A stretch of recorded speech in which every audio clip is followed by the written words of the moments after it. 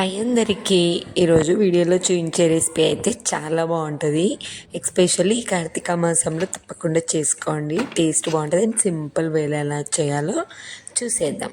First అయితే medium size 2 పొటాటోని అయితే నేను కుక్కర్లో వేసి ఫాస్ట్గా అయిపోతుందని కుక్కర్లో వేసి జస్ట్ 2-3 విజిల్స్ వస్తే సరిపోతుందండి. మునిగిపోయేంతవరకు వాటర్ పెట్టి నెక్స్ట్ అయితే మనము బజ్జీలు వేసుకుంటాం కదా, సో పెద్ద సైజువి మిరపకాయలు తీసుకున్నాను.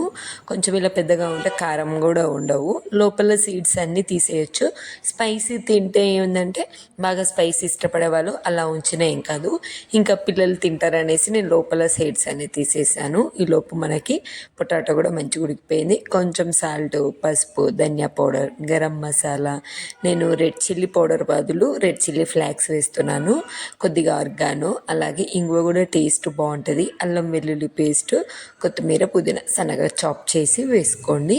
ఆనియన్ కూడా వేసుకోవచ్చు కావాలంటే, బట్ ఇది కార్తీక మాసం కాబట్టి ఆనియన్ లేకుండా ఇలా చేస్తున్నాను. మంచి విధంగా చేతి అయితే మంచిగా మ్యాష్ చేసుకోండి. ఎక్కువ స్పైసీ ఏమీ వేయలేదు, పిల్లలు కూడా తింటారు అనేసి లైట్గా మైల్డ్గా వేసుకున్నాను. నెక్స్ట్ అయితే మనము కట్ చేసుకున్న మిర్చిలోకి అయితే ఈ విధంగా మీరు స్టఫ్ చేసేయండి. మంచిగా నిండుగా చేస్తే అంటే మనకి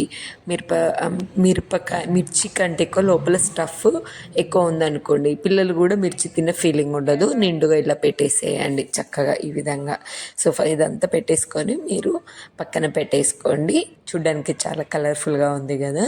ఇంకా కొంచెం ఆయిల్ అలా తీసుకోండి. ఇంకా ఏం అవసరం లేదు, ఓన్లీ ఇది మనము ఫ్రై లాగా చేస్తున్నాం కాబట్టి జస్ట్ ఆయిల్లో మనము అటు ఇటు గోల్డ్ కలర్ లాగా చేసుకోవడమే. ఎస్పెషల్ ఇదైతే పప్పుచారులోకి చాలా బాగుంటుంది. మీరు రైస్ లాగా తినాలనుకుంటే సైడ్ డిష్ లాగా బాగుంటుంది. లేదంటే చపాతీ, పూరి ఇవి చేసుకున్నా కూడా డైరెక్ట్గా పెట్టేసుకొని తినేసేయచ్చు, అంత బాగుంటుంది.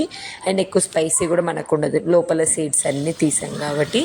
గ్రేవీగా కావాలంటే లోపల మనము స్టఫ్ ఉంది కదా, అది ఇంకొక పొటాటోని మీరు కుక్ చేసుకోండి.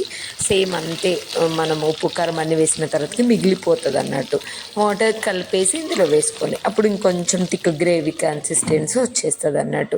నేనైతే సైడ్ డిష్ లాగా చేద్దాం అనుకున్నాను, అందుకే ఈ విధంగా మంచిగా ఇలా గోల్డ్ కలర్ అయిపోవాలి. చూస్తుంటే నూరు ఊరిపోతుంది కదా, చాలా టేస్టీగా ఉంటుంది. ఒక్కసారి ఇలా చేసుకున్నారంటే వీక్లీ వన్స్ అయినా చేసుకొని తినాలనిపిస్తుంది, అంత బాగుంటుంది. ఇంకెందుకు ఆలస్యం, మీరు ఈ కార్తీక మాసంలో ట్రై చేసి ఎలా ఉంది ఏంటి అనేసి కామెంట్ బాక్స్లో షేర్ చేసుకోండి.